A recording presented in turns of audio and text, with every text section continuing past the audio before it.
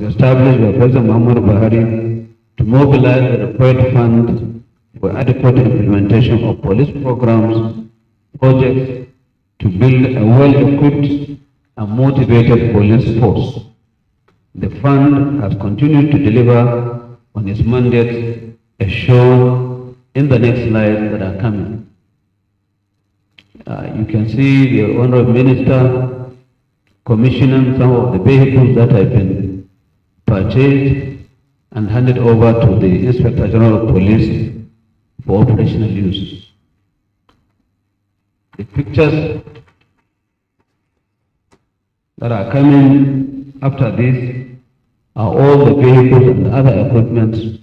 You can see bulletproof helmets, bulletproof vests, and the rest of them that have been procured and handed over to the police.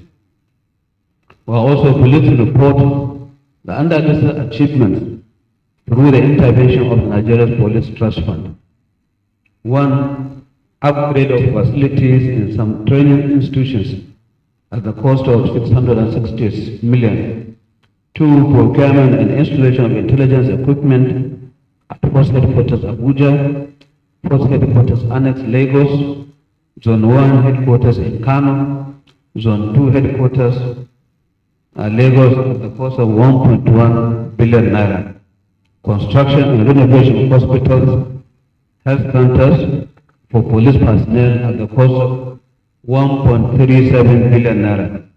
Establishment of the Police Cybercrime Control Center in Abuja at the cost of 841 million naira. Rehabilitation of Police Detective College in Enugu at the cost of 1.2 billion naira. Construction and equipping of FCT Command Abuja at the cost of 1.3 billion naira. Rehabilitation of police stations and barracks in several parts of the country, such as Kebbi, Edo, Borno, Yobe, Gombe, Bauchi, Plateau, Abia, Bayelsa, Nasarawa, Sokoto, Ogun, Lagos, and FCT at the total cost of 5 billion naira.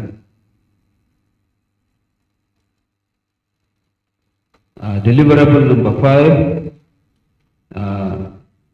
actively collaborate with the private sector to create a large number of well-paying jobs for Nigerian youth and implement a strategy toward the realization. I'm just recapitulating.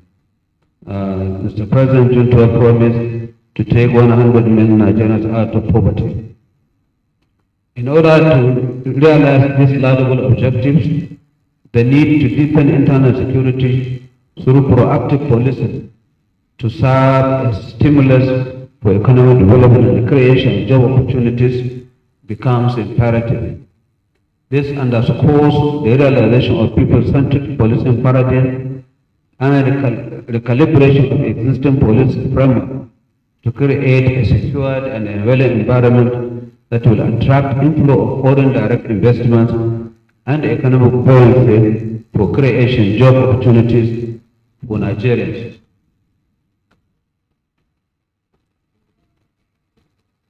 Also, tremendous improvement has been recorded in the review of training curriculum for the Nigerian police training institutions to align with contemporary policing realities in the country.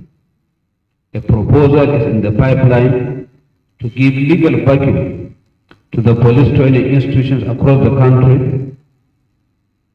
This is geared towards giving them a self-accounting status so as to enhance capabilities of training institutions to produce quality manpower that is needed to provide 21st century police services in the country. Our intelligence-led policing paradigm have resulted in deployment of operational intelligence and ICT-based apparatus to stem the tide of crimes and criminalities in Nigeria. Some of these include the maximization of force intelligence bureau, intelligence response team, and the special tactical squad. The NTA Rescue Me, an application for emergency response at the top of the button. This app, which can be downloaded from Play Store, is available on both Android and iOS. Can you play the, okay, yes.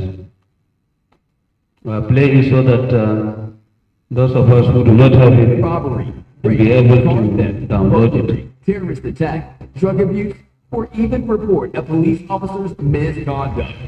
With NPF Rescue BF, we swing into action each time any case is reported. And with the latest technology, we track, locate, and rescue the victim immediately. Don't have the NPF Rescue Me app?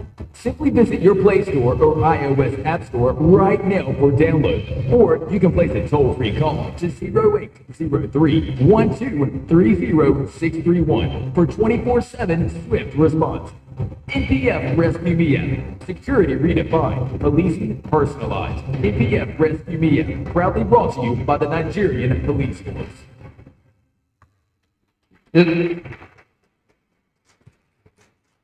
This is how they are, gentlemen. In addition to this, NPF Crime and Instant Database Center has also been commissioned to handle registration of valuable items. This aid recovery in event of loss. It equally provides a platform to confirm an item's ownership. Furthermore, the Interpol cybercrime reporting platform of the incb.npf.gov.ng is available 24/7 for the reported of cybercrime-related complaints. This includes all offenses committed by the Crime Act 2015, Cybercrime Act 2015, including the production and distribution of child pornography. The Interpol cybercrime unit is also empowered to mitigate possible cyber attacks like the 2019 attack on cyber facilities. This unwholesome affront was mitigated by the NPF Interpol cyber unit. This unit has become very important following the sophistication of cyber domain being an invisible domain where attack can be launched on critical national infrastructure such as financial institutions, power, transportation, energy, gas, etc.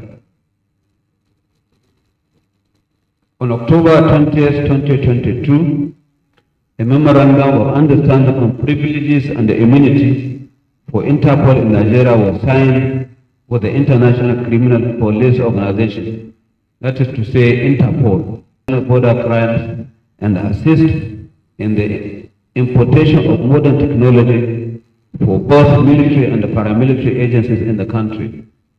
This is part of government's efforts at eliciting international support against criminalities in Nigeria to create a conducive environment for economic growth and the realization of President Muhammad Buhari's promise to lift 100 million Nigerians out of poverty. In the picture that comes, you can see the minister signing the memorandum of understanding together with the Secretary General of Interpol while we were in India some few months ago.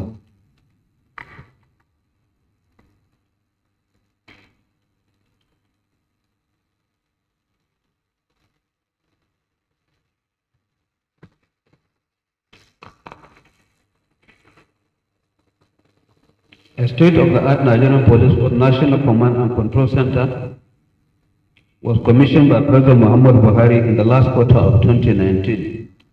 Since then, the police has been upgrading and expanding the control center so as to make it more technology-driven and aligned with modern-day policing. The command and control center is currently housing the following facilities.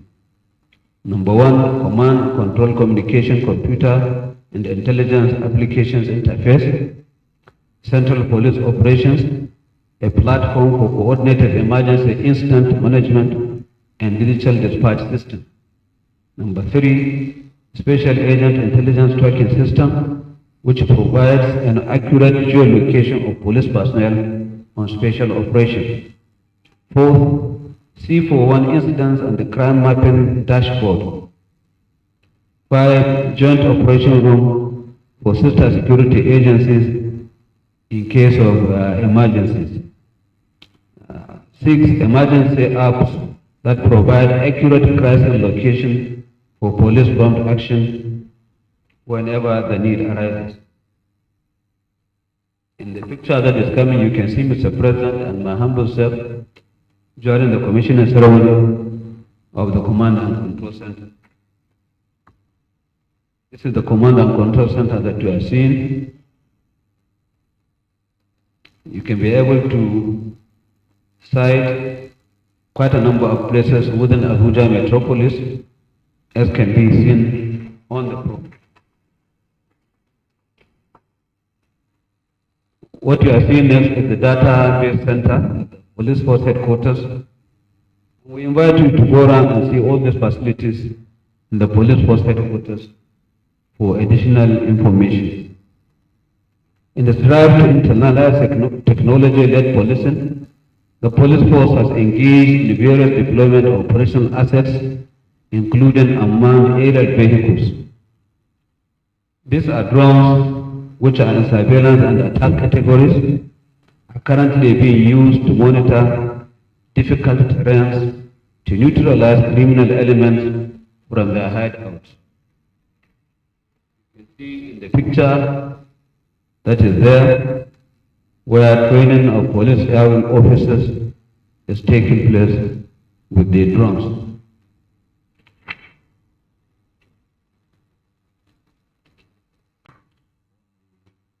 Operation of the drones.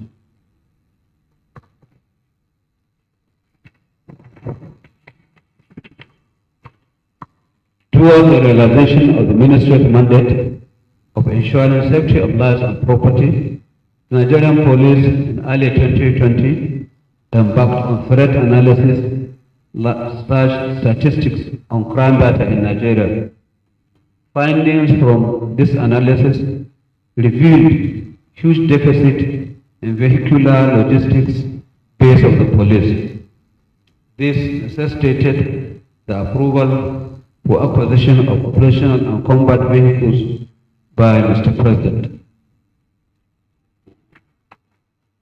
You can see the outcome of this approval. A lot of vehicles and other operational equipment have been purchased for use of police at the force headquarters. These are all the vehicles that have been purchased for the police force, and they have already been distributed to various locations across the country for police operations. In addition to all this, the Ministry of Police Affairs has also secured Federal Executive Council approval for procurement of additional 30 vehicles, such as Toyota Hilux, four-wheel drive Ford, police mobile, police troop carrier, and the ambulances. These facilities were procured and handed over to the police management on 20th November 2020. You can see in the picture that is there, the minister handing over the keys to the immediate past IGP for custody. You can see these are all the vehicles that the ministry has purchased and distributed to the police force headquarters. Distinguished ladies and gentlemen, through Mr. President's special intervention funds and the other improved funding options, the police force have upscaled logistics and operational capacity by procurement and deployment of the following: purpose-built operational vehicles, including armored personnel carriers, that is APCs, patrol vans, and water cannons, among others.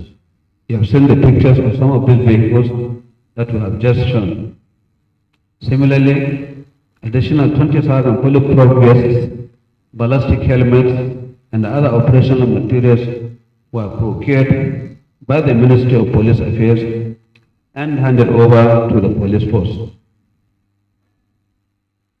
You can see the Inspector General of Police is taking over some of the bulletproof vests that we have supplied to them for use of Nigerian police force.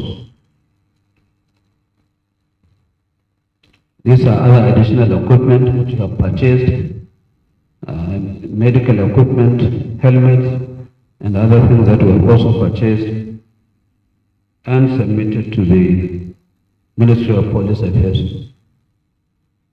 We are giving these pictures to you so that you can see what we are talking about pictorially. To improve safety and security in Nigerian waterways, the police marine unit has also been reviewed, revived, and repositioned to ensure security along our internal waterways via acquisition and deployment of state-of-the-art marine boat guns. You can see some of the gunboats that were purchased for use of the. Similarly, the hitherto problem of funding police operational vehicles is gradually easing off as the ministry has secured approval from Mr. President and the National Assembly for supply of fuel to police commands nationwide. This gesture, aimed at improving operational efficiency of the police, was carried out in 3 tranches at a total cost of about 4.5 billion naira under the 2021 budget, which extended to the first quarter of 2022. Efforts are ongoing to secure approval for release of funds for its continuation. You can see the police are being supplied with fuel at one of the polling stations. In the areas of infrastructural development, a lot has also been achieved by the police force to upscale and remodel working environment like police stations, as shown in the newly built police divisions with attached park accommodation in many parts of the country. You can see some of the smart houses, barracks that are being built by the police in several parts of the country. As we speak now, the Inspector General of Police is somewhere commissioning some of these buildings. You see, this is another smart police barrack that has been built and completed 100%. This is another police station that has also been completed.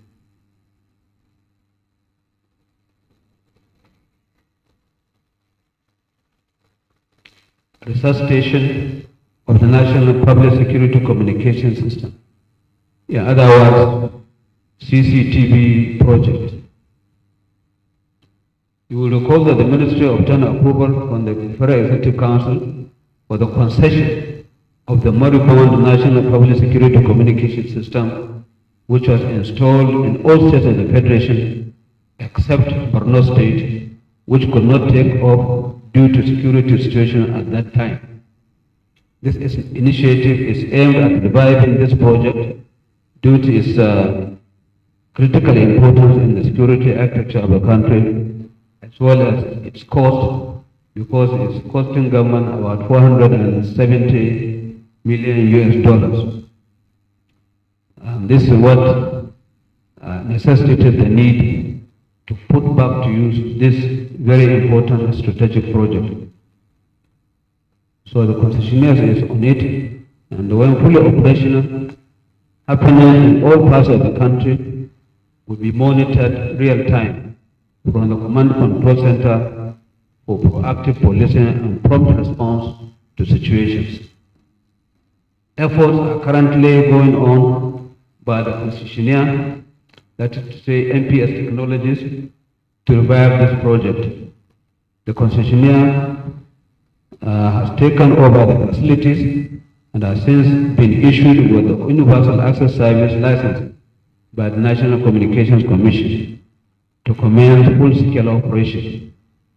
Latest progress report received from the concessionaire have confirmed that out of the 696 operating towers, 100 of them have been fully overhauled, while 10 out of the 37 data centers across the country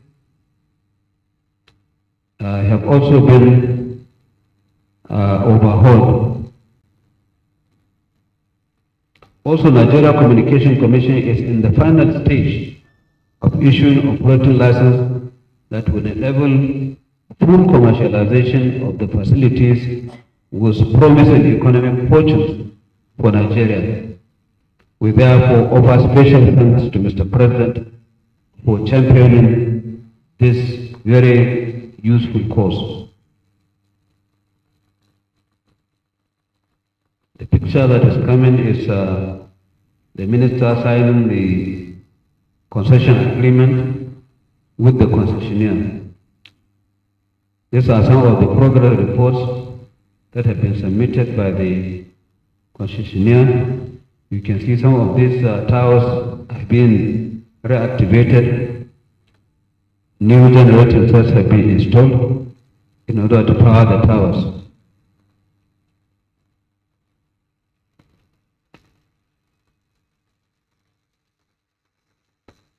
Police Specialized Automation Project, what we call POSA, in a bid to block financial leakages, deepen accountability, and mitigate funding gaps for policing in Nigeria, the ministry recently secured Federal Executive Council approval for Police Specialized Services Automation Project.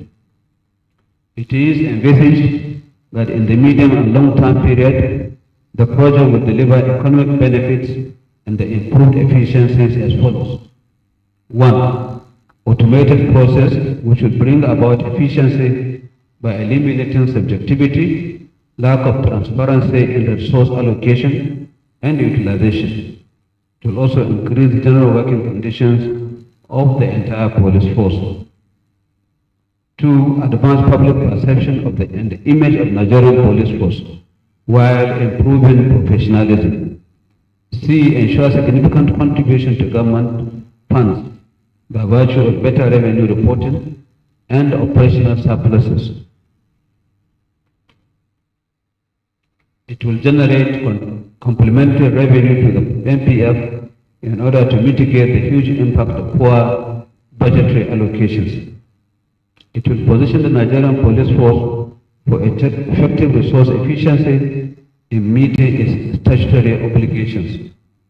It will also promote transparency, probity, and accountability by eliminating unethical activities of middlemen associated with the manual system that we were using. For purposes of emphasis, the POSA project is targeted at the following sectors: special protection services for the oil and gas and telecommunications industries, special protection gas services for banking and financial services, special protection and gas services for hospitality, real estate, fast-moving consumer goods sectors. Between 29th of June, when this program started, to December 20th, a total of 31,590 police character certificates amounting to 740 million naira, 200,000 have been processed by the concessionaire. As part of the strategies to elicit more commitment from officers and the men of the police force, President Muhammadu Buhari has approved the implementation of enhanced emolument for officers and men of Nigerian Police Force with effect from January 2022. Even though there is an outstanding arrears for 6 months to be paid, all officers and men on the payroll of the police have been enjoying full and enhanced salary package from July to date.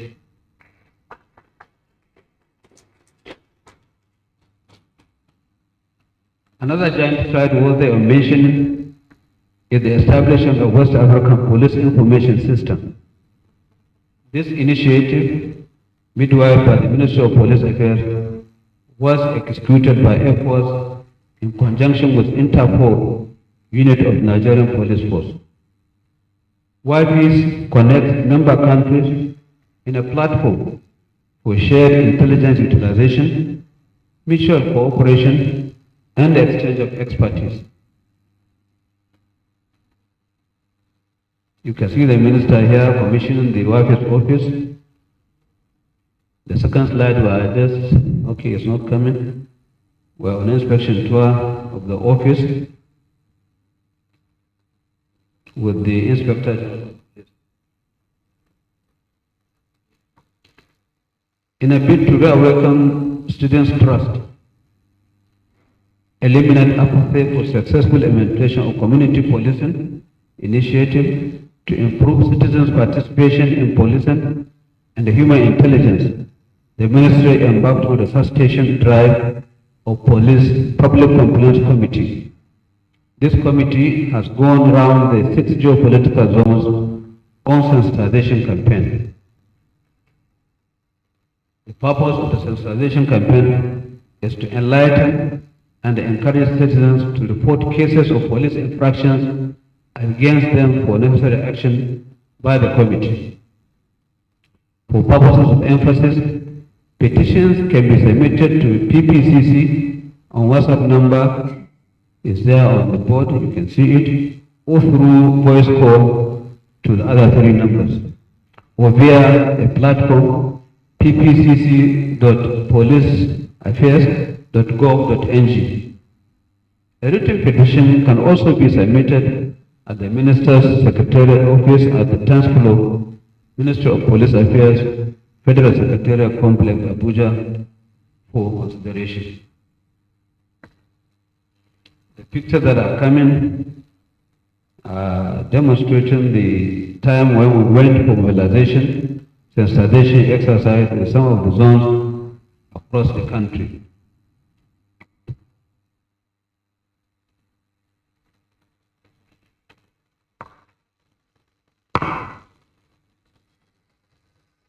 Nigeria Police Academy, Udirkan.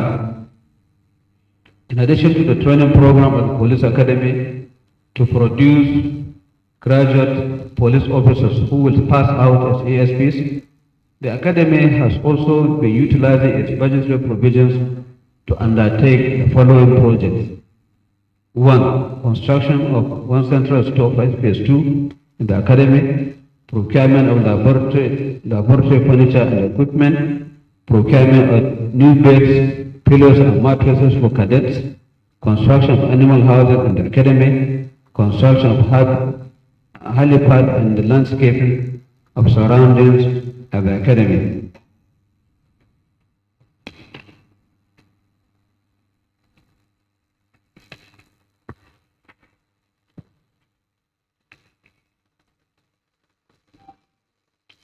Construction of Muhammad Buhari Parade Ground, procurement of books for Police Academy Library, renovation and moot court for Faculty of Law in the Academy, construction of 4 modern classrooms for cadets in the institution. They also have other ongoing projects of 15 construction of renovation of 15 blocks of cadets hostels at school, construction of new blocks of cadets hostels, and the library and media center in the Academy. I've tried to give you pictures of some of these projects just for you to see. This is the helipad in the Academy that you are seeing there. These are some of the offices that have been constructed. This is the parade ground.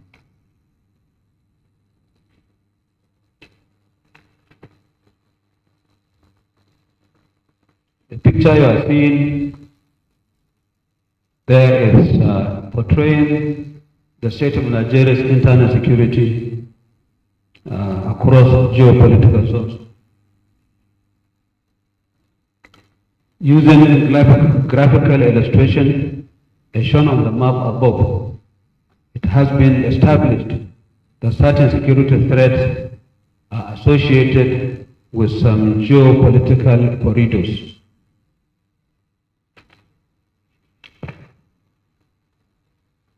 If you take, for example, the Northeast has a history of Boko Haram campaign against harmless citizens since 2009. These mindless terrorists subsequently sought alliance with Islamic State for West Africa province, that is ISWAP. Fierce military campaign and police support has degraded the terrorist capability and dislodged them from the hideout, from the hitherto strong base in the Northeast. Northwest. Following onslaught on Boko Haram and its affiliate groups in the Northeast, the dissident elements in a desperate survival attempt to now synergize with bandits operating in the Northwest and parts of North Central, particularly the Middle Belt region. This ugly trend is currently receiving commensurate attention through deployment of human and operational assets to neutralize the menace. In the short term, Nigerian police air component have been deployed to conduct surveillance and offensive on criminal enclaves within these corridors. Southeast geopolitical zone. Security in the Southeast came under severe threat following violent attacks on security formations and civilians by militant Biafran separatist groups.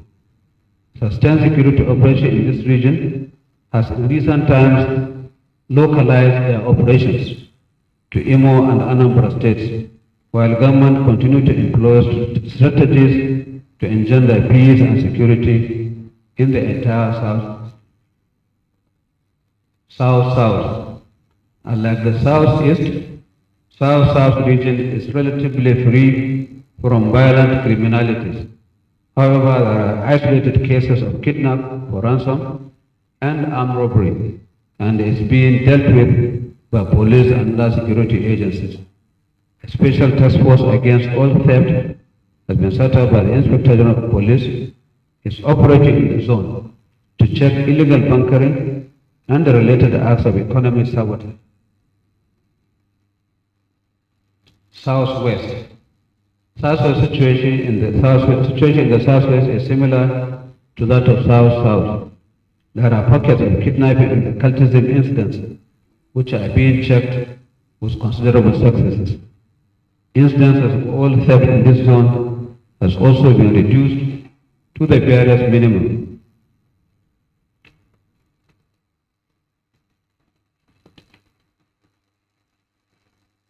Conclusion.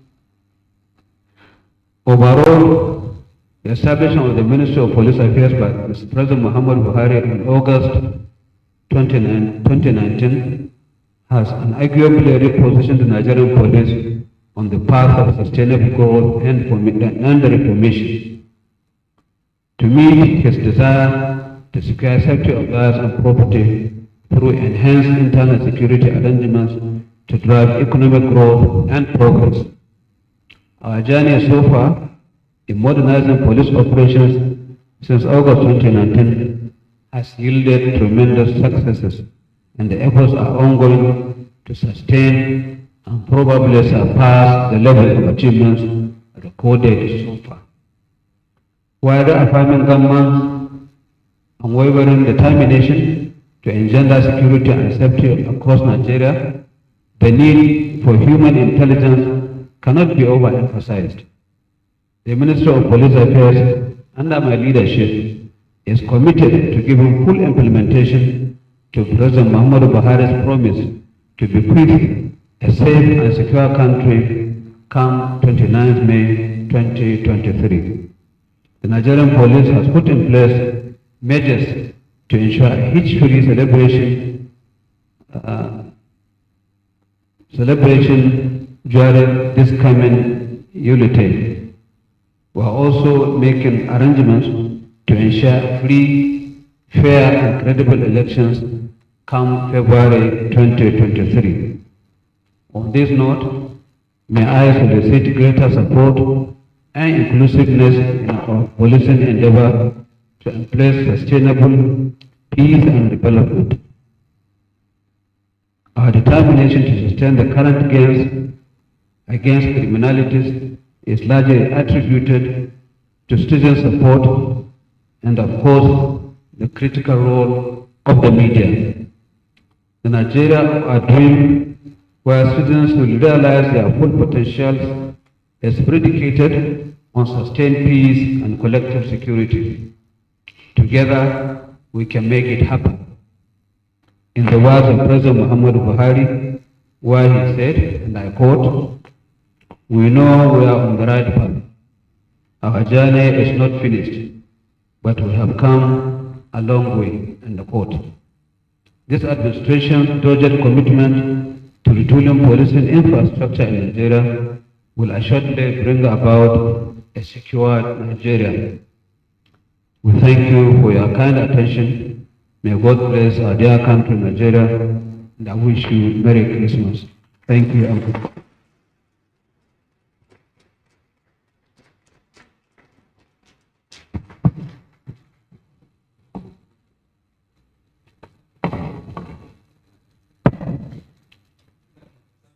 We want to thank the Honorable Minister of Police Affairs for that wonderful presentation. From his presentation, that is laden with pictures, verifiable pictures, figures, pictorials, it is very clear that it was a quality presentation, and Nigerian Police Force has been repositioned for good service delivery. Let's give the Honorable Minister another round of applause. Very distinguished ladies and gentlemen, communication, they say, is effective when the sender of the message and the receiver of the message agrees without any misunderstanding. That is why we are now going into another very important segment of this engagement, question and answer section. This is specifically meant for the members of the press. Please, once again, to the gentlemen of the media, when you are recognized to speak, you tell us the name, the media organization you are representing. And please restrict your questions to the issues addressed by the Honorable Minister of Police Affairs in his presentation. Let us remember to be decent enough in the use of language. We appreciate that too. Having said this, I want to, at this point, declare the floor open for your questions, please. You can just do that by just raising your hands. One. Okay. One. Are you still 1, 2? Let me see those hands. 3, 4, 5. Please, we'll just take the first round of questions. If time permits, we'll still go another round. Very distinguished ladies and gentlemen, we just start. Give the microphone to the first person, please.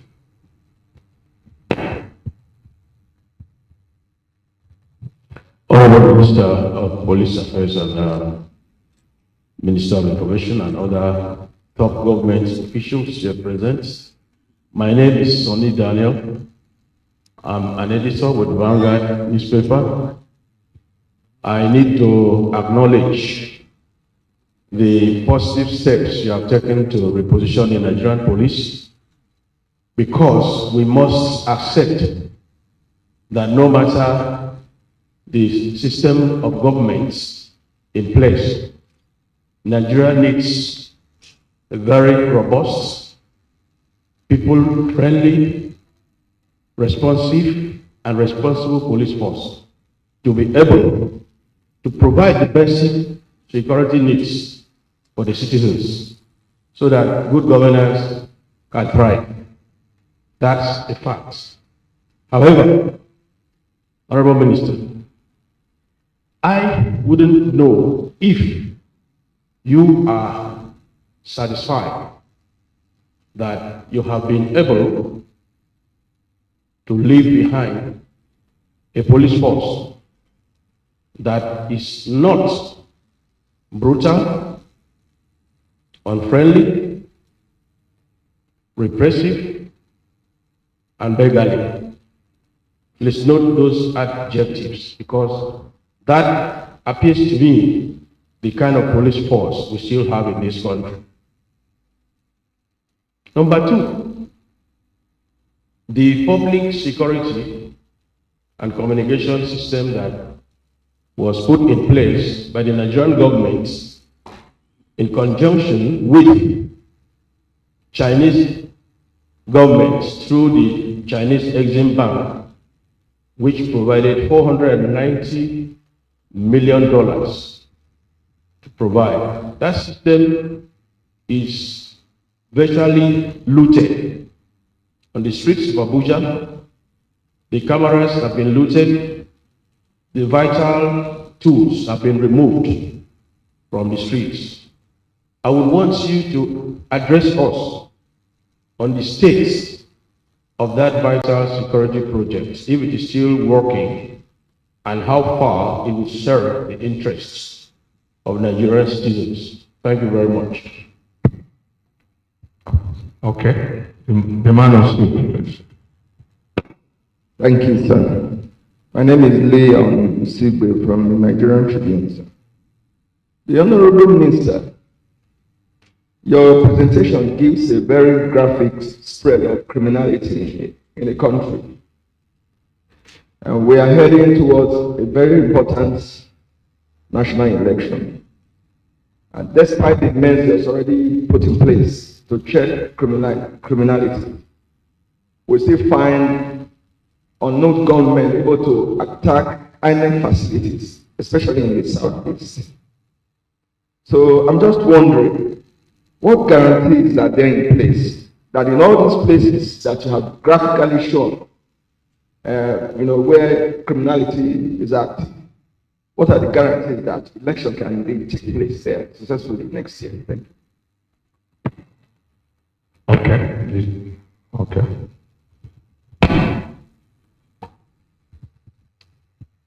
Honorable Ministers, my name is Abdurrahman Abdurrao, Blueprint Newspapers. Well, security is everybody's business. And the police as the lead agency in the nation's security, internal security, should be effectively equipped.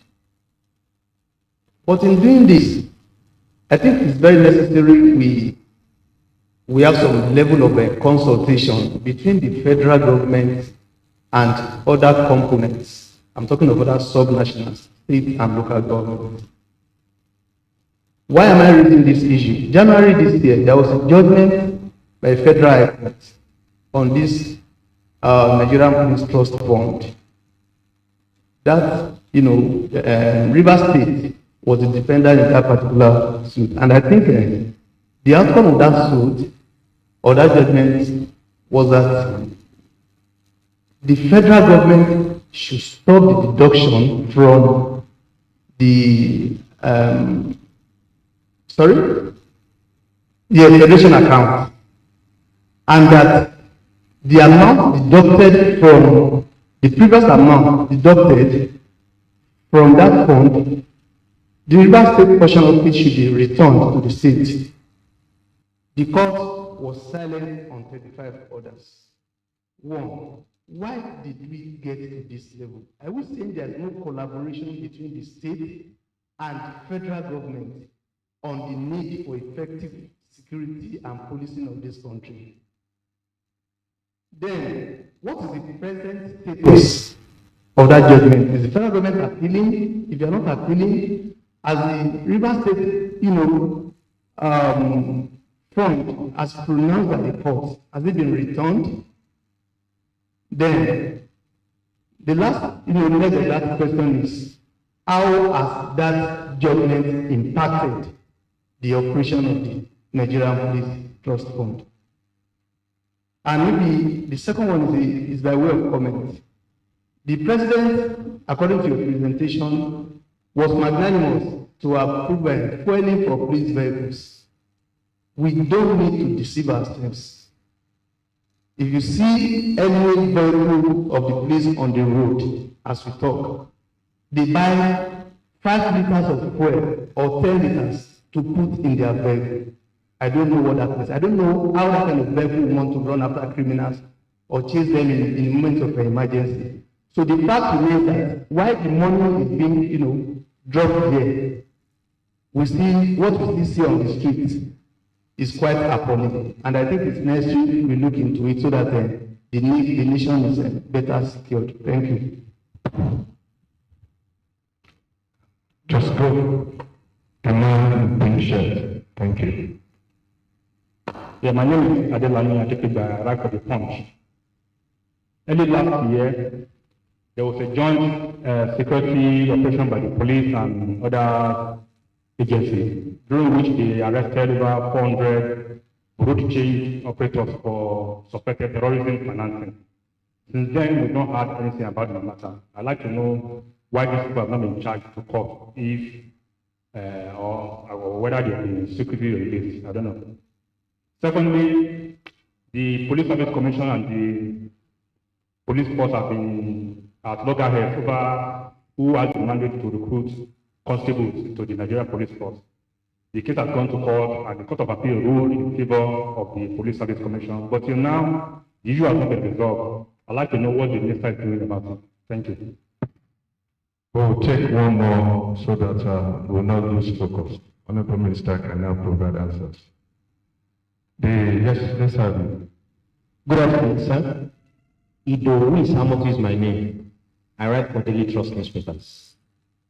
Honorable Minister, sir, a few days ago, some of us who are covering the activities of the Nigerian police overheard some police officers grumbling that they were being owed 6-month salaries, while some of them actually said since the time they were being promoted, they've not affected the promotion benefits.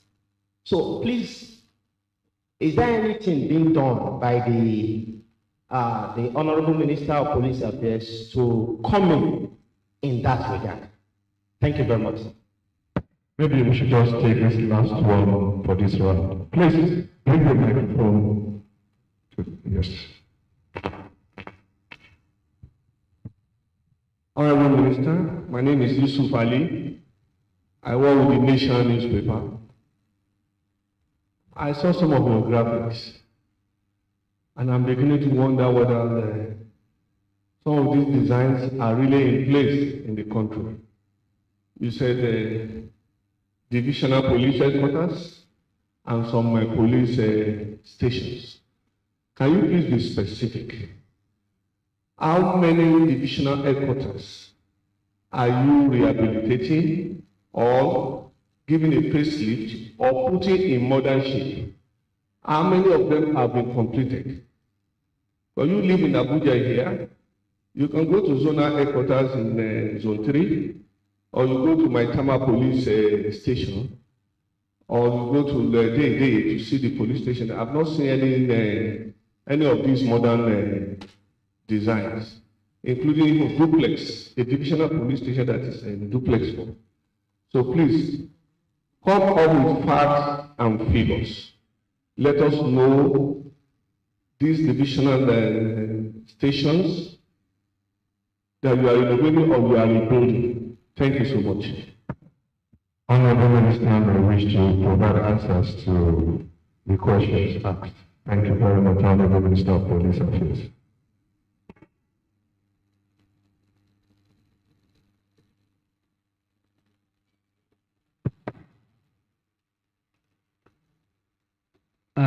Thank you very much, distinguished members of the press. Let me start with the first question, which is inquiring to know whether I'm satisfied that I will be leaving behind a police that is public friendly, that is unbrutal,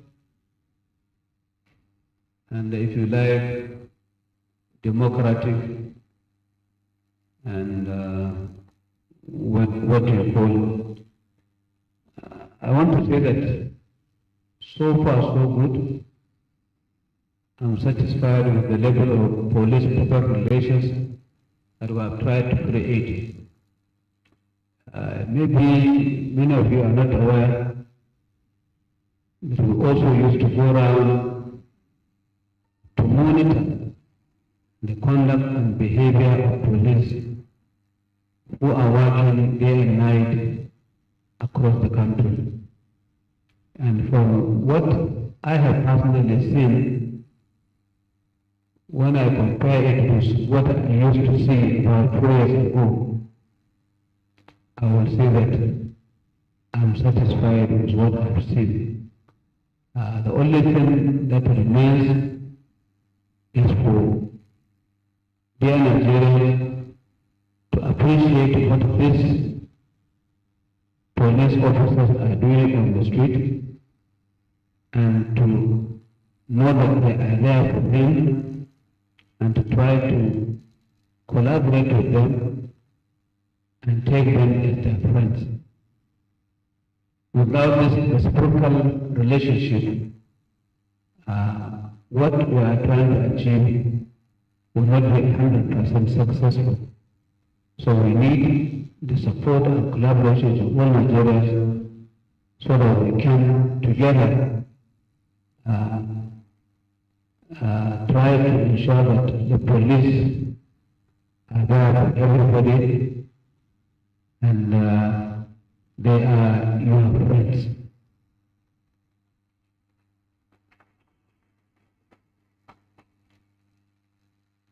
The second question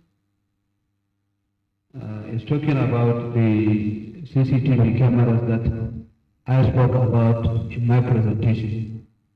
Maybe you didn't understand me well when I was trying to explain the provision, the progress report on that project.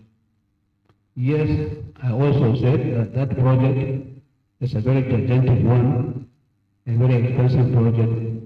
And that is why Mr. President, in his wisdom, decided to make full use of that project so that we don't allow you to pay the loans that we have taken from China. And it is for that reason that the Federal Executive Council decided who can reactivate it for use of the police in this country and the other service providers, and also enable it pay for what it is meant for and draw some revenue to the federal government and the police. This is what we are doing, and I have earlier on reported that the concessionaire is working progressively, and we believe in time this project will continue to be put to use for the good of all Nigerians.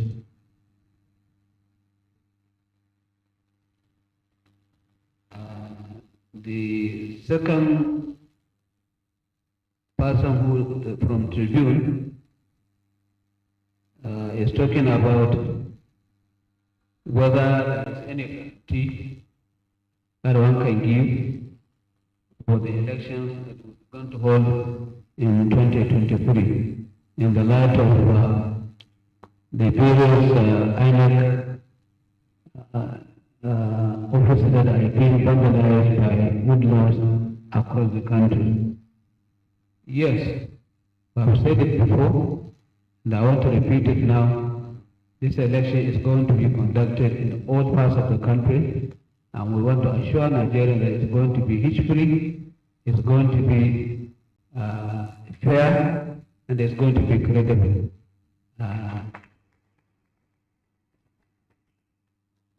What you see out there by these coward criminals will not deter us from conducting these elections, and it's going to take place by the grace of God. Question number 3. The gentleman who asked this question is wondering whether there is consultation between the federal government and the other subnationals. Yes, there has always been collaboration between state governments, federal government and local governments on all issues, because we are all serving a common goal, that is for the good of the people of this country. This can be attested to from the fact that only one state governor take federal government to court, took federal government to court on this matter. That is the River State government. All other 35 states of the Federation and the FCT did not go to court on this matter. And let me say this matter is already in court. Federal government has appealed this judgment, and it is still in court, yet to be decided. Yes, it has impacted to some extent on the activities of Police Trust Fund, because it took us some time to recuperate and continue with the mandate of the Police Trust Fund, because part of this money has been kept and is not being released to the Police Trust Fund. Of course, the balance of the money that is meant for the federal government and other states are now being released to the Police Trust Fund. And that is how we are trying to give account of what the Police Trust Fund is doing with the money that is going to them. So there is collaboration, there is cooperation between federal government and the subnationals. He also talked about purchase of fuel for police vehicles, and is trying to suggest that maybe what we are doing is not enough. Yes, we agree it's not enough, because fueling all police vehicles across the country is not a small thing. But we have started, and this is the first time and the only administration that has done this before. And it is our intention to continue with this good gesture. We did show you the video pictures of police officers who are appreciating what has been done, and many of them have appreciated what we have done, and they have put to use this fuel that we have distributed to all the states of the Federation. In fact, this fuel has gone to zonal commands, state commands, and other formations. It is rare that this fuel is being distributed, and the police are very appreciative of what we are doing. I know before now, police vehicles are being filled with gallons, but now it's no longer the case. Police go to the fuel depots in their offices and some selected police filling stations to buy fuel. If you see this, it's a very rare case, and this we cannot rule out.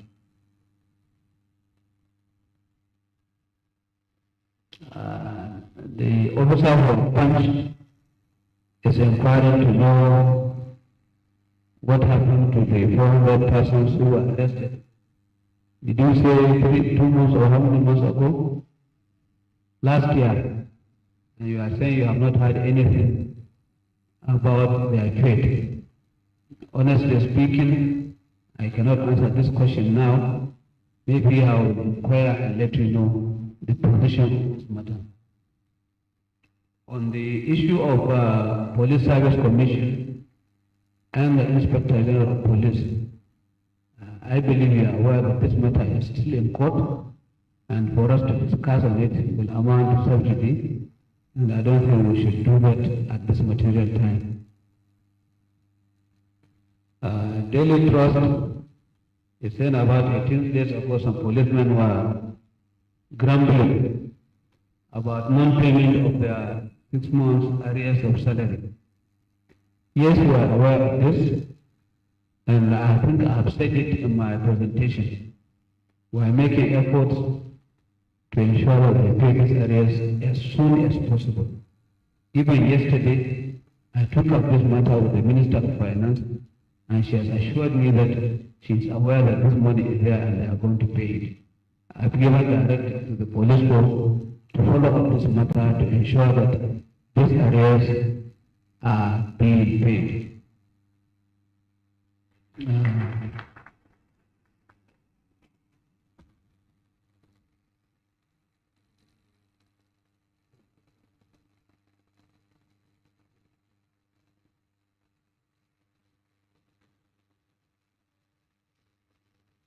Yes, the last question from the Nation newspaper is talking about the way he was impressed with the pictures of the buildings that he saw.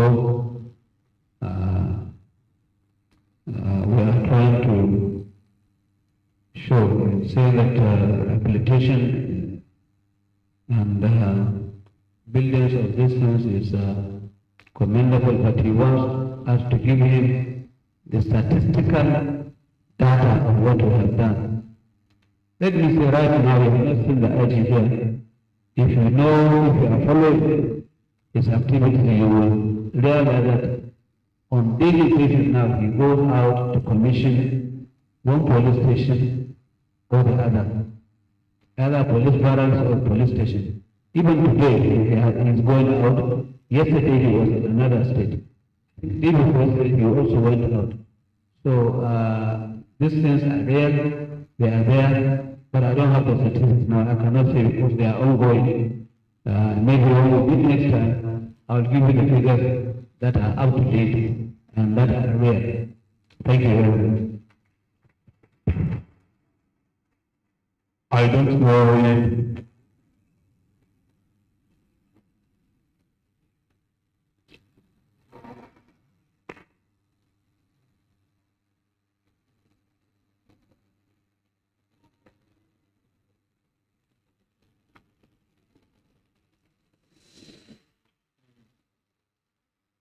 I think I've been guided to clarify this issue of arrears. The arrears is for the new salary package, not the salary itself. So salary has been ongoing. So what we did is just to increase and introduce some of these allowances. It is the arrears of these increases and allowances that are outstanding, and the outstanding is for just 6 months.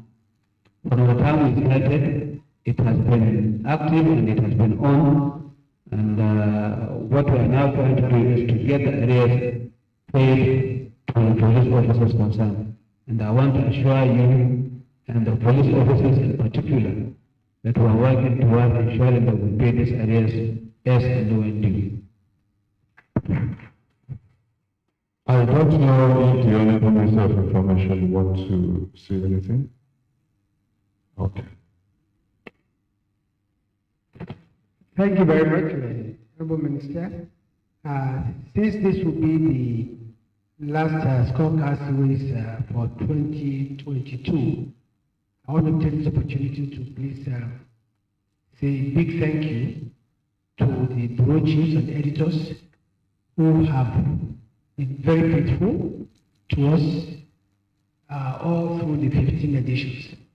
Without you, we would not have succeeded as much as we have. I think we need to put on record our gratitude and appreciation for being here every day and therefore reporting very well done. By the grace of God, we will resume on the 9th of January with the Minister of State for Petroleum. And like I pointed out at the beginning, For January, the Minister of Petroleum Resources on the 9th, the Minister of Health on the 10th, Nigerian on the 12th, and on the 31st we have the Minister of Industry, Trade and Investment.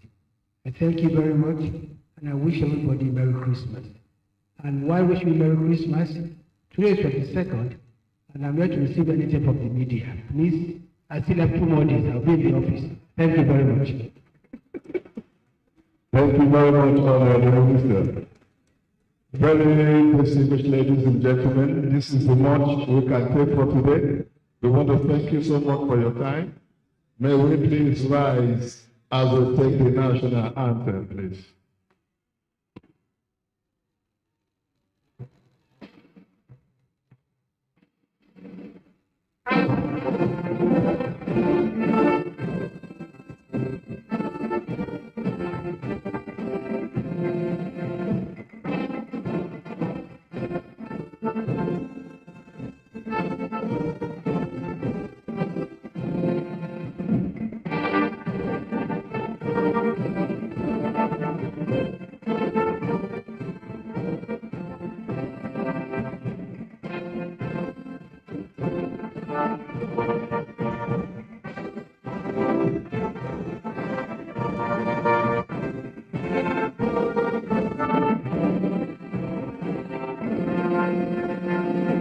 Thank you. God bless you.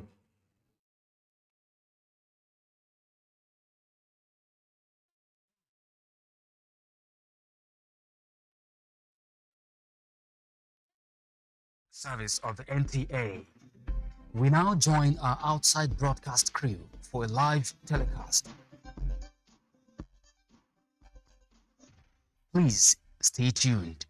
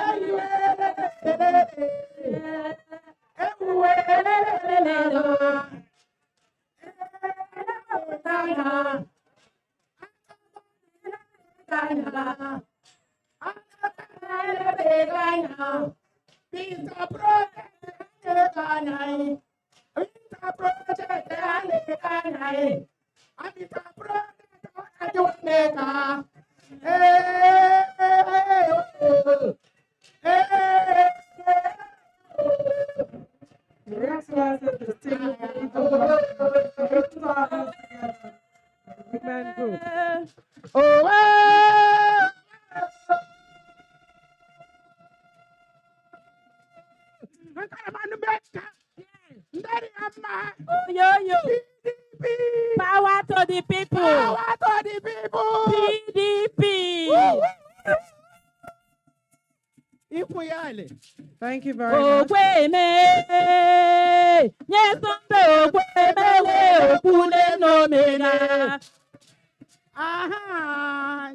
can go. No bene. Another we can with your no mega. Your Excellencies, distinguished ladies and gentlemen, please once again, can we put our hands together for the PDP, what 3 women and Natali women. It is the live transmission of the inauguration of the Rimukrushi Ilungbu Flyover Bridge here in Port Harcourt and the women of the communities here to give His Excellency his entourage a welcome dance, appreciating the governor and welcoming him to the community for what he has done for the community and the entire people of Obiakpo local government area.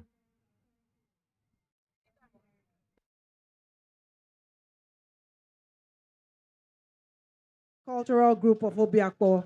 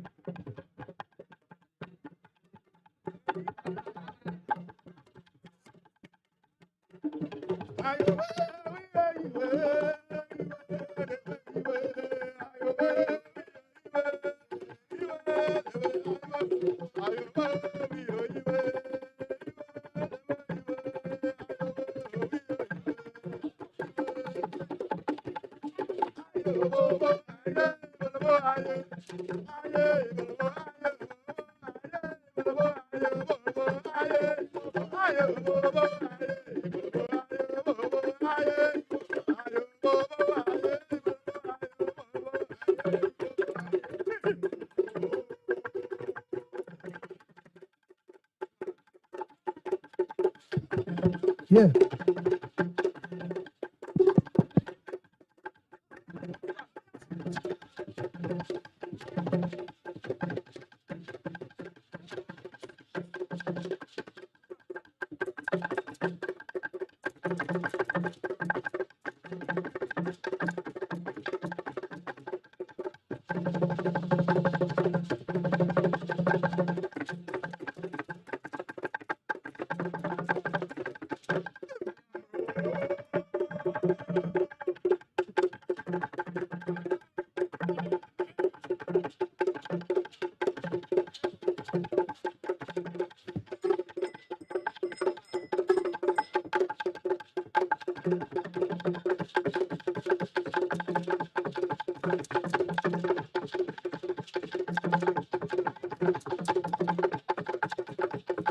Yeah, yeah.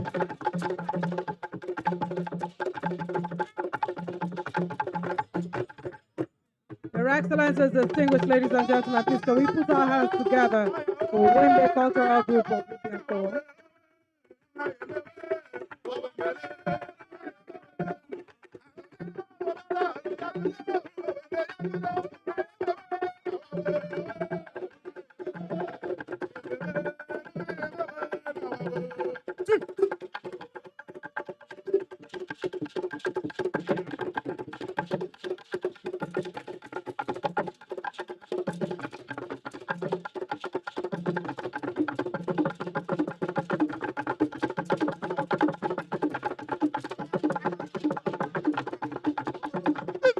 Thank you very much.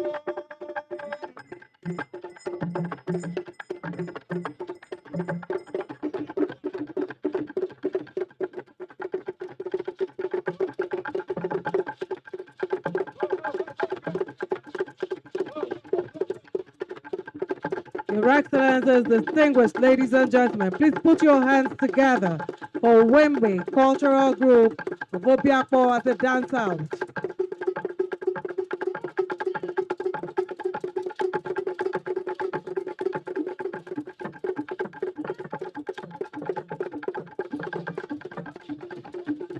Yeah.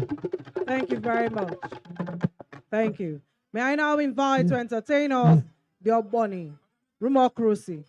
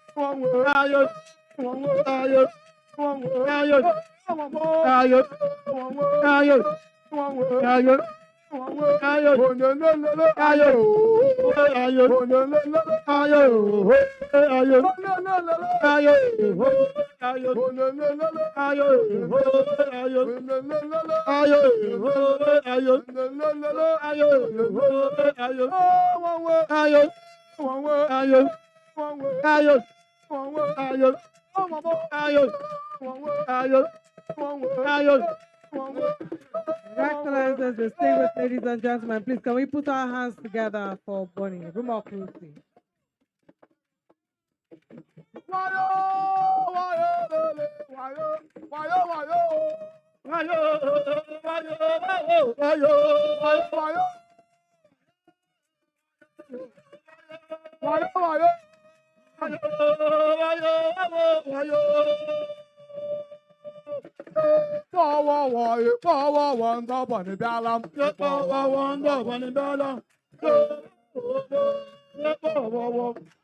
Oh, I tell you what, Akalama now, I tell you what, upon the room of boy, and my eye, we fight where we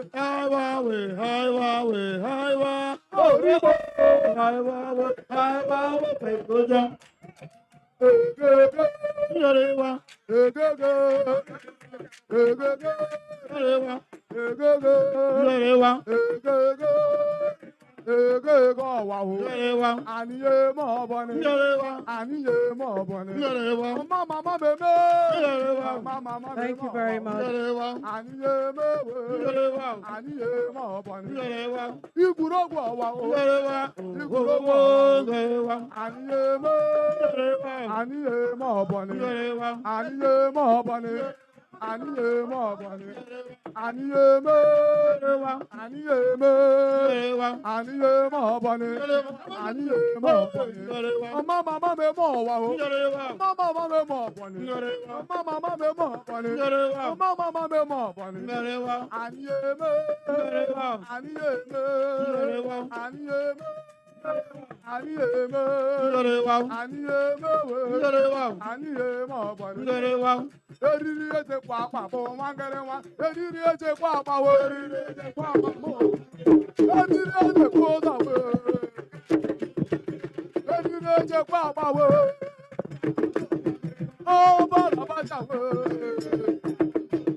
Your Excellencies, distinguished ladies and gentlemen, please can we put our hands together for Bonnie Democracy as a roundup. Thank you so much. Thank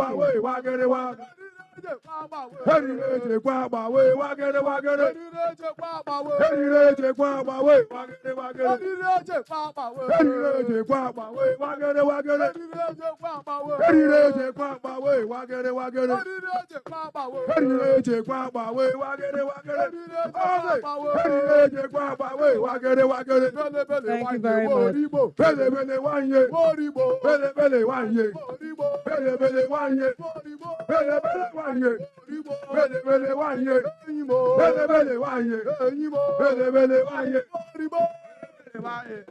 Thank you very much. Please let's put our hands together for them. Thank you. Your Excellencies, distinguished ladies and gentlemen, to give the project description, may I invite the Honorable Commissioner for Works in Rivers State, Judge Kelly D. Alabo, PhD, FNI QS.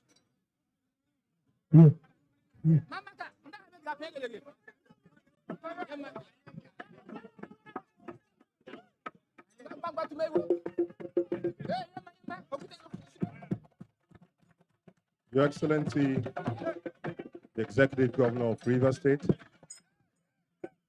Your Excellency, the Deputy Governor of Rivers State, the Speaker, Rivers State House of Assembly, Your Excellency, I pray your leave to lean on protocols already properly established by the compere. Your Excellency, today is another happy day.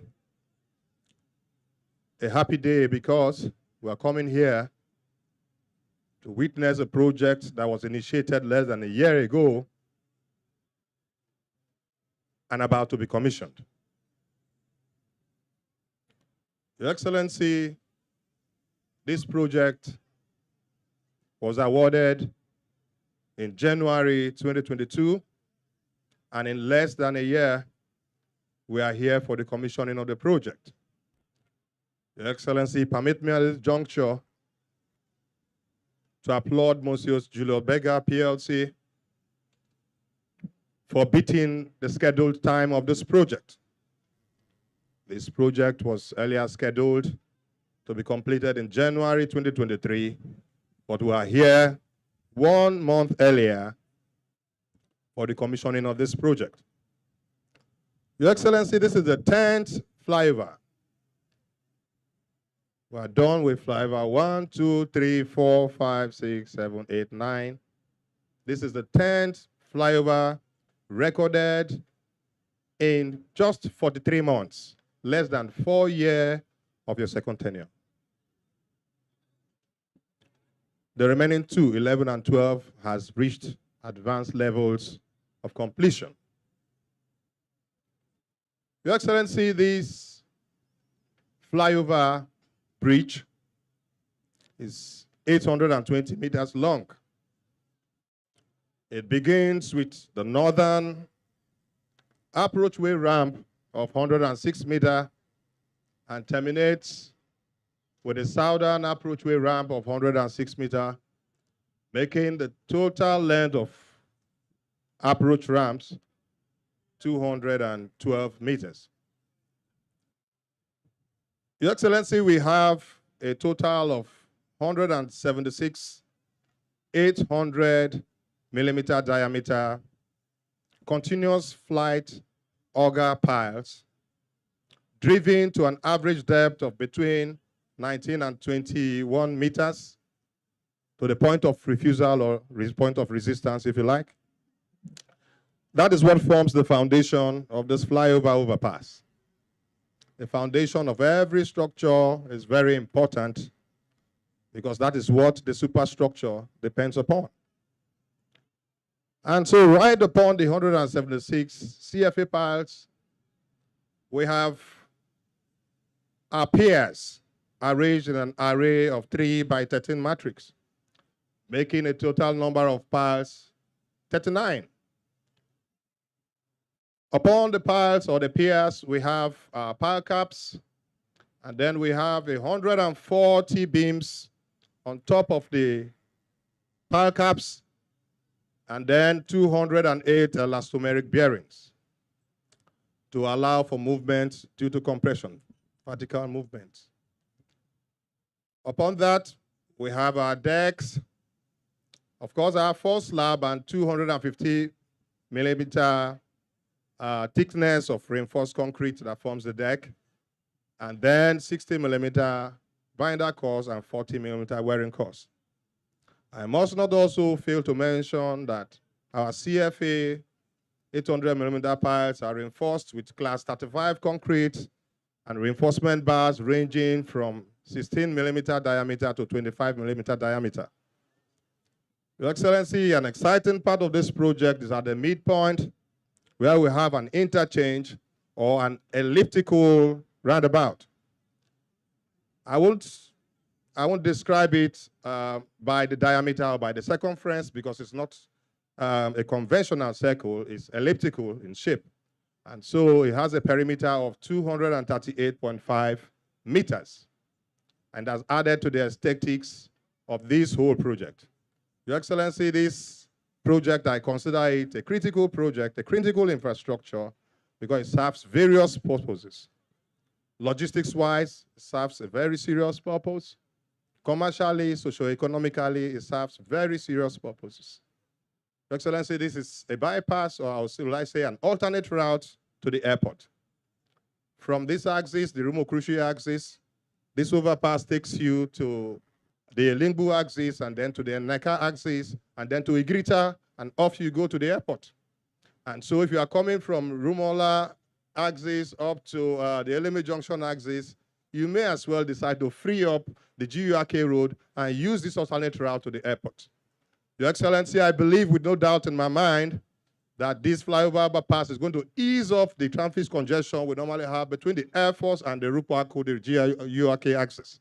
By tomorrow, I'll go there to do some levels of some traffic engineering and to observe for myself to be sure that the traffic congestion around that area has reduced tremendously. Your Excellency, down here we have a total width of 30.65. And up above the overpass, we have a total width of 17.35 meters.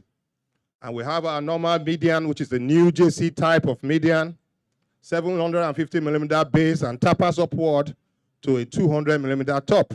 The same thing we have up there. Why are the widths different? The widths are different because up there we have 7.3 by the left lane and 7.3 by the right lane. We have 1 meter walkway by the left and 1 meter walkway by the right. In the middle, we have the 750 millimeter median. And then down here, we also have additional service lanes of 8 meters each and 1 meter laybys on both sides. Your Excellency, I want to applaud Mr. Julo Bega once again under the leadership of Engineer Tanner, who was a team lead here, for the cooperation they had with the ministry in driving this project to a speedy conclusion. Your Excellency, there is a good cause here to say thank you, well done, and happy Christmas. Thank you. Your Excellencies, distinguished ladies and gentlemen, to give a remark on behalf of the contractor, Julius Berger, PLC, may I invite the project manager, Engineer Tana Ozakan.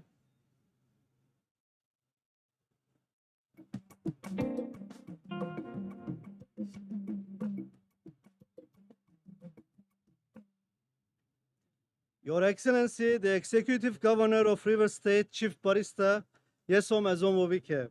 Your Excellency, the Deputy Governor of River State, Dr. Mrs. Ipalipo Haribanigo.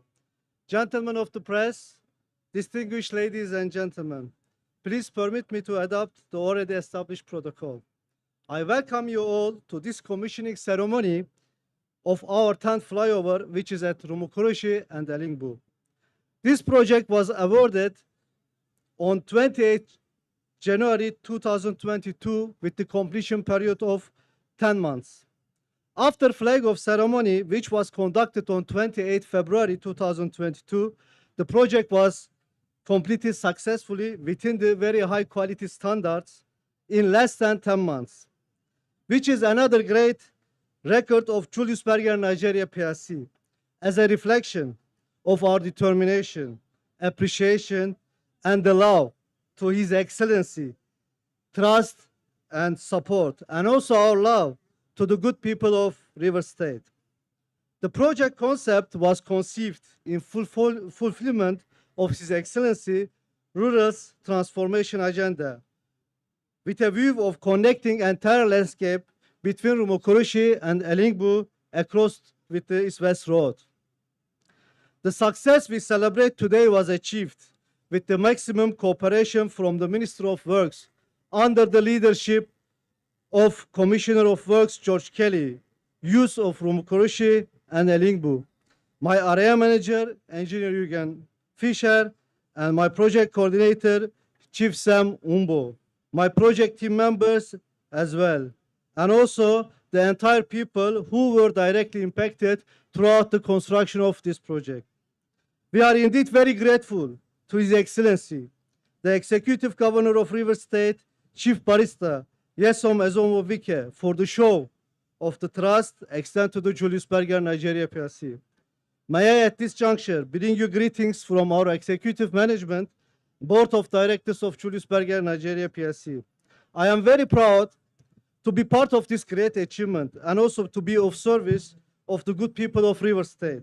I thank you all for your support. May God bless us all and this project.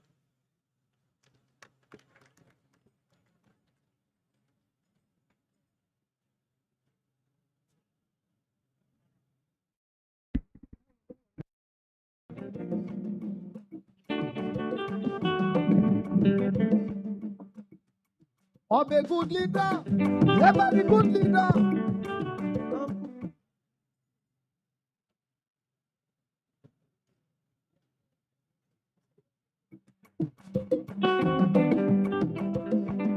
Excellencies, distinguished ladies and gentlemen, to give his address and thereafter commission the Rumukurushi Limbo Flyover Bridge, may I respectfully invite one whose infrastructural development has become a phenomenon, the Governor of Rivers State, His Excellency Yeso Ezenwawike, Commander of the Order of the Niger, 27th Star Rivers State.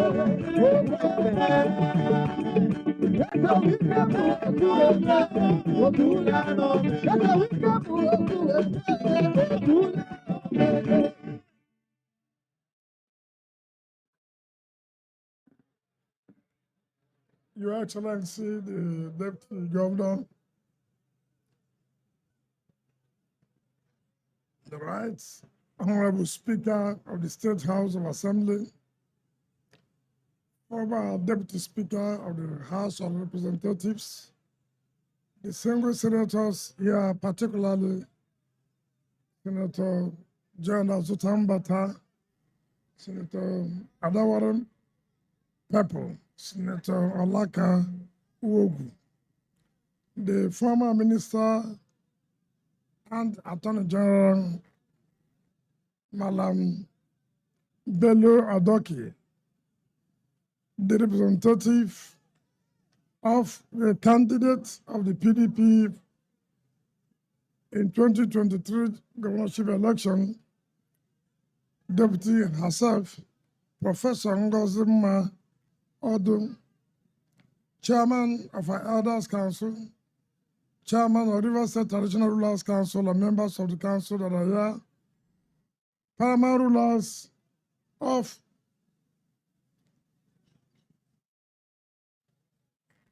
all the communities that are here.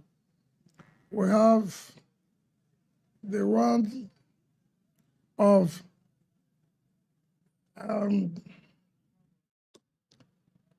because I'm not coming around here, we have Evo, others, and the other bottom. All the paramount rulers of all Evo, all the bottom, and all the Sana that are here.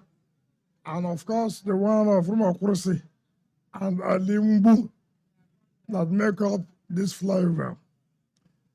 Our dear leaders, our dear youths, our dear beautiful women,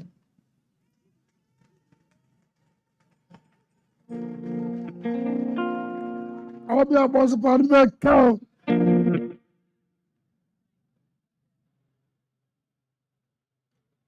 Everyone's about Anbeka. Essence about Anbeka. Of course, it's about Anbeka. Alimbu's about Anbeka. Dari amma.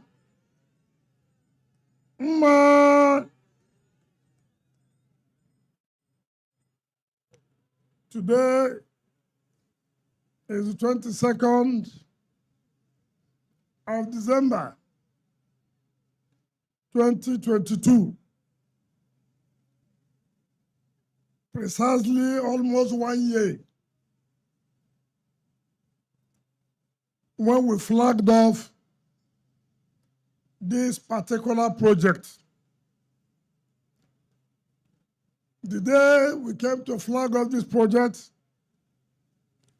I told Jonas Berger that this project must be completed in 10 months, but it will not exceed 12 months, which is 1 year. To the glory of God, this project was completed within 10 months, even though we are commissioning it before 12 months.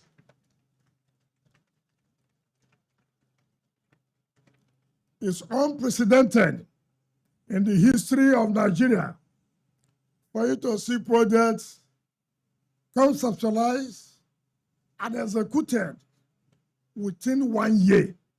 Projects of this nature that's capital intensive.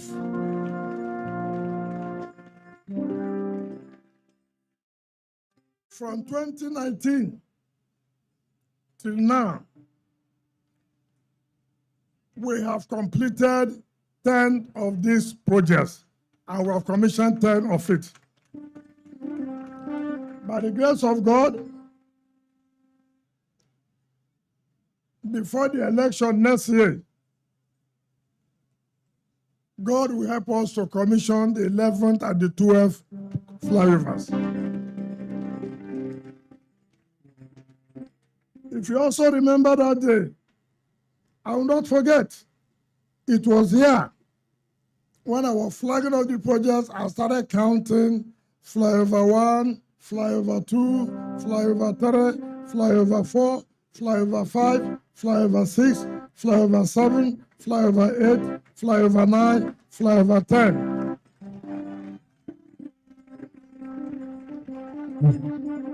So you see, our new concept now will be, which I will come down in a language later, but for purposes of people who may not understand our language, vote to buy in here is giving me project. Do you understand me? Vote to buy in here is what? Give me project. Give me good governance. Give me security. Pay pensioners. Pay gratuities. The way you do that, come and take our vote. Abla.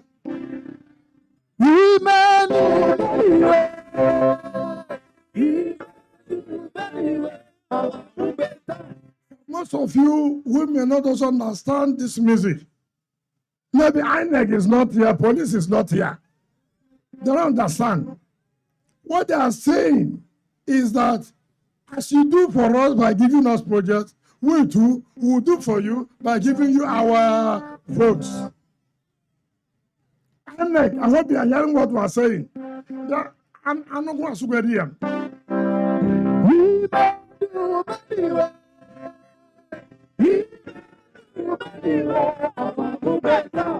it's not when you come here. You see how they are giving the vote to our governor, giving the vote to the House of Reps, giving the vote to the House of Assembly. You say, this vote buying. This is what we have done. And that's why they are surrendering their vote to us. We have done for them. And they want to do for us. Obla. Obla. So, Ndewai, Ndechigai, Ndenai, Ndenwanai, Nurungwanai. Nkune kebo kuna libeke, ama wataro. Kamo kuko mrabuke, kabayana, anogamo kuwaka. Anogamo kuwaka. Habaru votu ka megambra. Abu votu hakuo ka habana ali horoha. Iru, anogamo gaga. Kai mekin habana ali horoha iru. Habanu party iru. Haba River State iru. The other season no party smama that the baby River State to her. Smama that the baby ali horoha. Maka ndengwa anu biko anu me vote piam. Anu kama gaga. Anu kama gaga. But almost mama ni emena ali horoha. He me River State to her. He me no rasara. He me efo ha. He me mo kursu ha. He me ali mbu ha. Maka anu sa dia ka piam. Abraham. So, and maybe don't make campaign camp from January. More on English, my daughter. From January next year, I will campaign to my people whom they will vote for. I will campaign to my people whom they will vote for. So all of you who have been in suspense, who have been saying all kinds of things, abusing me, wait. January has come. January has come. Not only will I tell them where they will vote. I will move from state to state and why they should vote for the people I think they should vote for. Nothing will happen.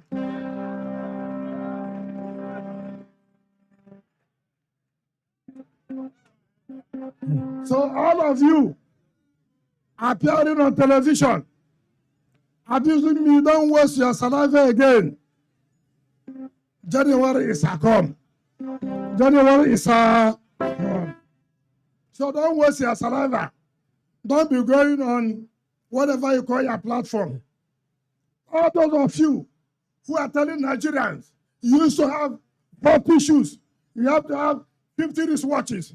Time has come to convert those shoes and wristwatches to vote. Not so. Not so.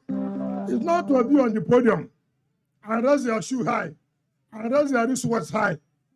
Time has come to convert it to vote.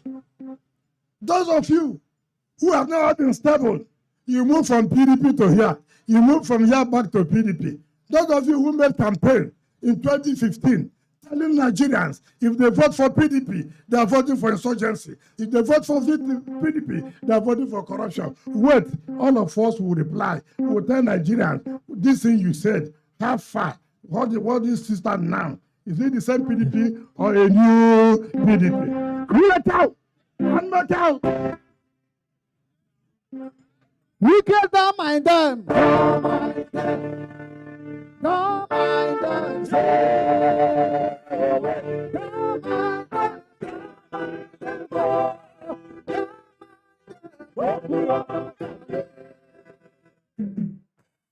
Maybe I like police. Do you understand what they say?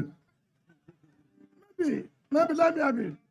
They are telling me I should not bother about you at all. That you should continue to talk whatever you are talking. Don't mind them. Don't mind them. Ladies, don't mind them.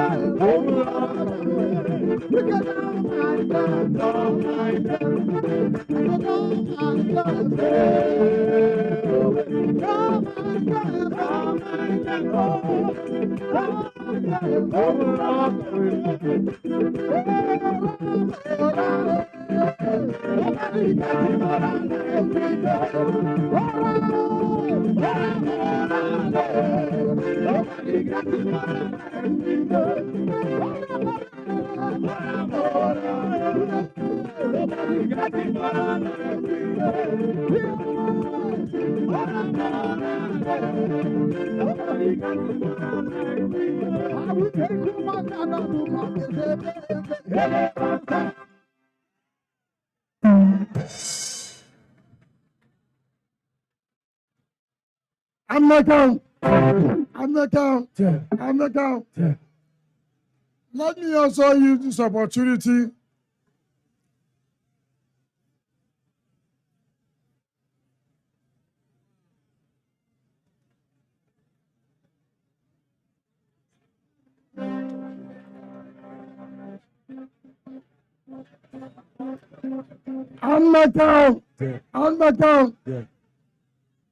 Let me also use this opportunity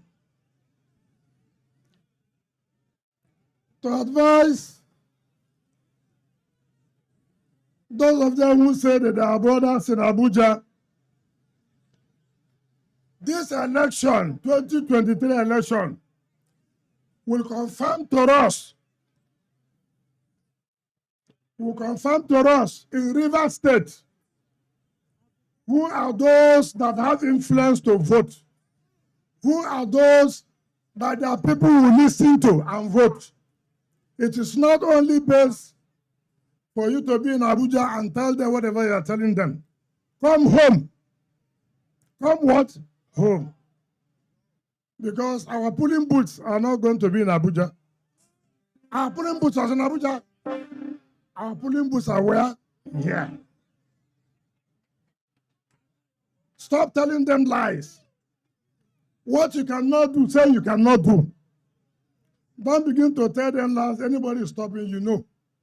All you are saying, if you want to campaign like PDP is doing, go and pay. If you want to use primary school, pay. So that when you dirty the school, we clean it up. When you spoil something in the school, we replace it. Not be so. Yes, sir. We didn't say you should not use. All we are saying, if you want to use, apply and pay the money. So all of them are running away, say, I want to jail them. If you commit offense, won't you go to jail? If you know you are running away from going to jail, keep quiet.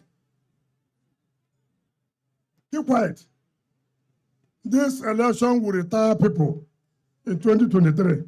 This other big man, it will end 2023. If they win us, we'll go. Not so. If we win them, they do what? In fact, they've already gone.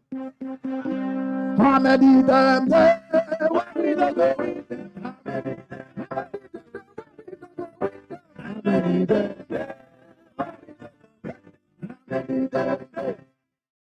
Other people are busy going for campaigns. We are busy giving out projects and commissioning out projects. That is our own campaign. Is that correct? Yes. Don't listen to anybody coming, I will do. The one they gave you, did you do? Did you do? I think they told you they will do Port Harcourt to Maiduguri. Isn't that what they told you? You know, like, not so. How far now? How far? You see, Allen Sindewem, Yabarabotesi, Aragamaga. About politics, about politics, Oguwayo, Ndiarumpa, January last year. Can I know that one day? You may make this flyover. And may I within 1 year, I'm a cannon. I'm a cannon, Mena. Okay. Now, Nyagabu one minister. Kanano. Now we are going an annual railway from Abuja to Mampobesi. Now the carry. And one other railway wobble. Baby, today. Thank God. Now, I answer that. From a smoke walk, Abuno. Babila Banana Noah. The first time I fly over car. And as I wear, then I walk this road from Iguruta to Reneka down to roundabout. Abla. Then I first walker. Abla from my boss member. Abla. Hamokugabuno. Sin is Wikapu okuweme.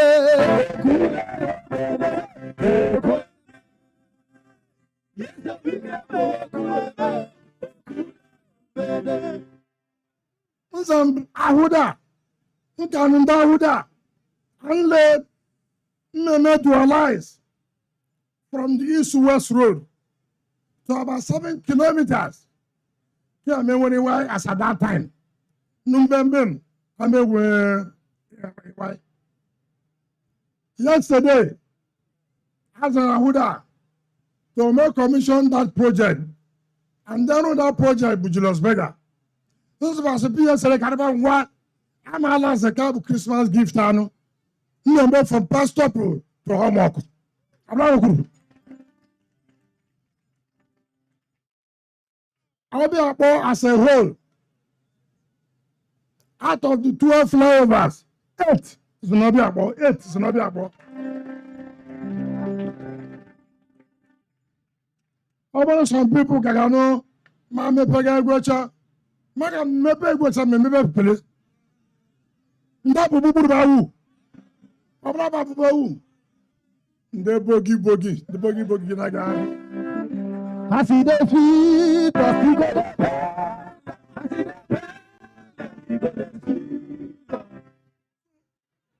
Aba smoke one brabo kana. Babara karano. Mwambiko ambaro. Ambara mehele manu. Aba na kembaga. I never vote to Berere man kembaga. Anagama. The only place I hear you vote will have a governorship. And you have done a governorship with PDP in Kamaganan. And you have done okay chinda. And Kamaga. And the Mesban was the okay chindas here. Martin. All one else was there. All one else was there.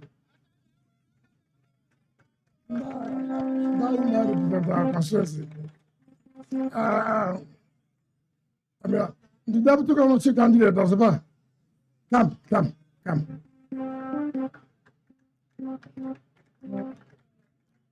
I'm not the Mesban. Almost ambassador television. I'm not a Puboku worker no House of Rest. I know Kume.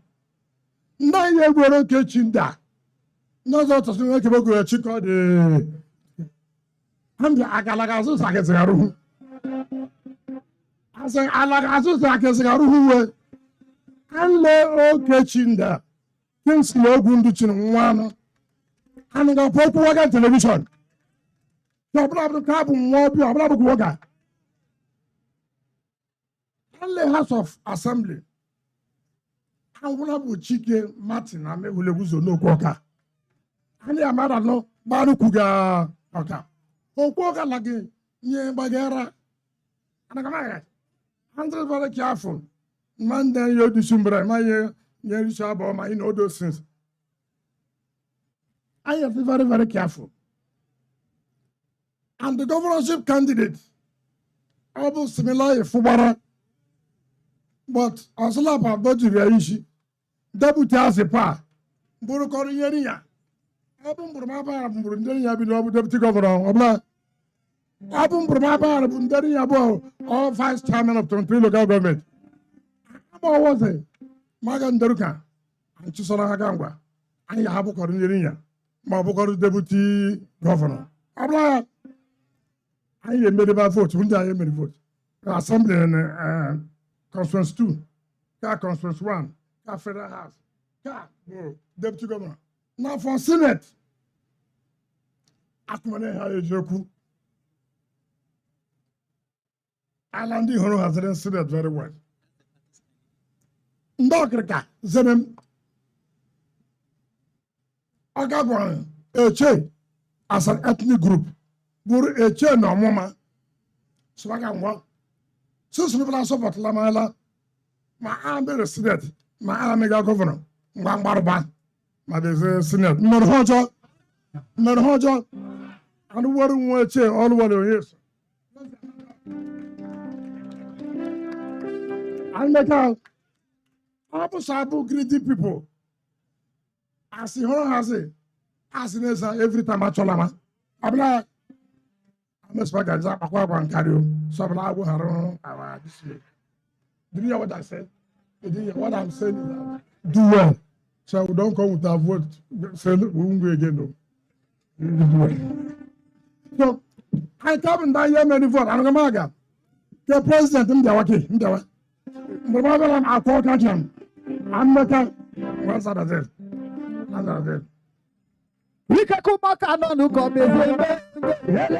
that? So today, I've given notice to people who are saying, enough is enough of me. No, I've not started. I will start January. And then I will talk to Nigerians in the language Nigerians will understand. When people talk to people will understand. Many statistics. What's in your base? What's in your base? What's up in your cabin? How much labor? Bogo, how much labor? They shall abuse me. Far. Wearing the responsibility, the duty to tell Nigerians the truth and nothing but the truth. On this basis, let me thank Julius Berger. They've never disappointed us. I thank you so much. Fisher, Turner, and Barisho, you've done very, very well.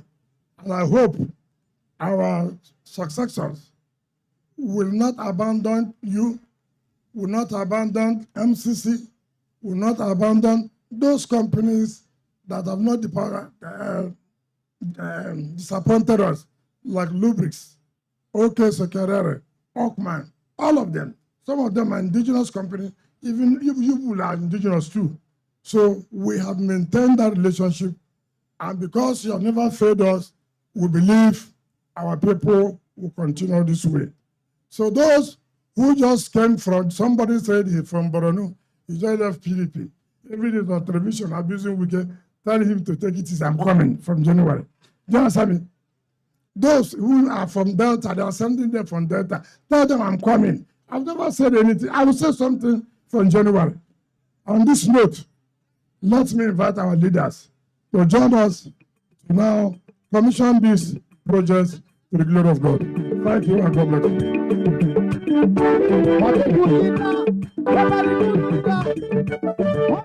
As His Excellency, yes, SDA1 Wike, addressing his people and also thanking the various companies for their contribution towards the fulfillment of his promise of delivering quality projects to the people. The governor is about to inaugurate the project, which is the climax of today's event. He has spoken to his people. Today, 22nd of December 2022, we commissioned this Mokweshe Limbu Flyover for the use of the people of this area and for humanity. In the name of God the Father, God the Son, and God the Holy Spirit.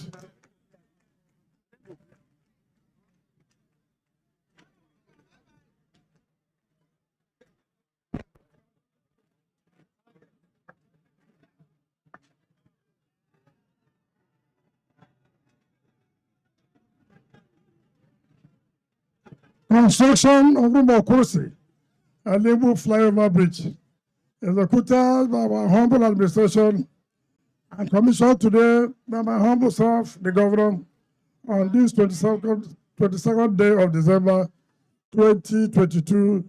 To God be the glory. The national anthem.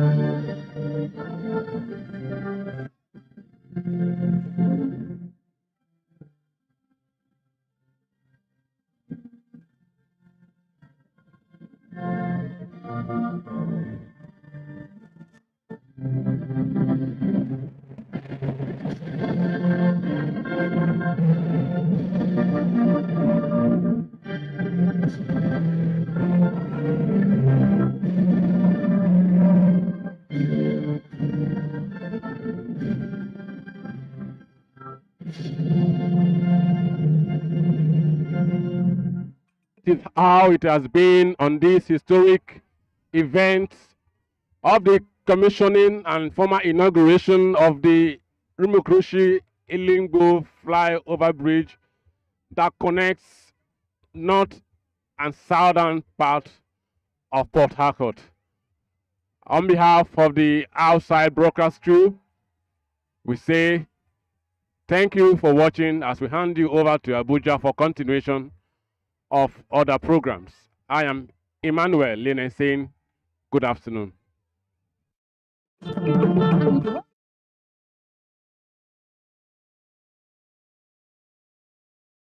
Although social media as a channel of communication is inherently harmless, it becomes harmful and damaging when used without discretion and thoughtfulness.